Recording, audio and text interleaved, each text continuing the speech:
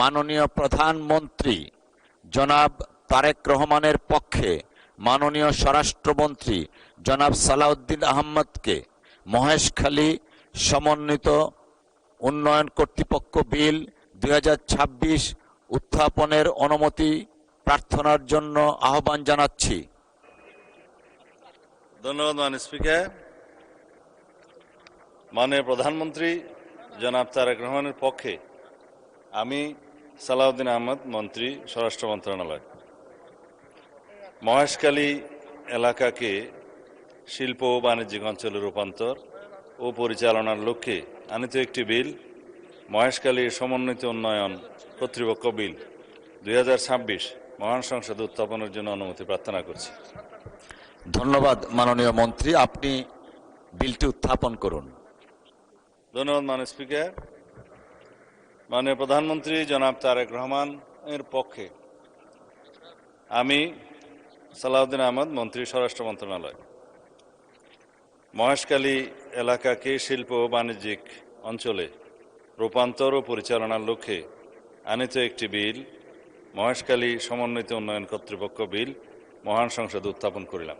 সময়ের সাথে সাথে দেখা দেয় নিত্য নতুন প্রয়োজন। রেডি থাকতে হয় প্রতি মুহূর্ত। তাই এলো ইনোভার, যেন আপনি লাইফে থাকেন রেডি প্রতিদিন। Innova, designed for now. ধন্যবাদ মাননীয় মন্ত্রী। মহেশখালী সমন্বিত উন্নয়ন কর্তৃপক্ষ বিল 2026 সংসদে উত্থাপিত হলো। আমি এখন মাননীয় প্রধানমন্ত্রী জনাব তারেক রহমানের পক্ষে মাননীয় স্বরাষ্ট্রমন্ত্রী জনাব সালাউদ্দিন আহমদকে সংসদে উত্থাপিত আকারে মহেশখালী সমন্বিত উন্নয়ন কর্তৃপক্ষ বিল 2026 অবিলম্বে বিবেচনার প্রস্তাব উত্থাপনের জন্য আহ্বান জানাচ্ছি। ধন্যবাদ মাননীয় স্পিকার। মাননীয় প্রধানমন্ত্রী জনাব তারেক রহমানের পক্ষে আমি সালাউদ্দিন আহমদ, মন্ত্রী স্বরাষ্ট্র মন্ত্রণালয়, প্রস্তাব করছি যে মহেশখালী এলাকাকে শিল্প ও বাণিজ্যিক অঞ্চলে রূপান্তর ও পরিচালনার লক্ষ্যে আনিত বিলটি, মহেশখালী সমন্বিত উন্নয়ন কর্তৃপক্ষ বিল 2026 অবিলম্বে মহান সংসদে বিবেচনার জন্য উত্থাপিত আকারে গ্রহণ করা হোক। ধন্যবাদ মাননীয় মন্ত্রী।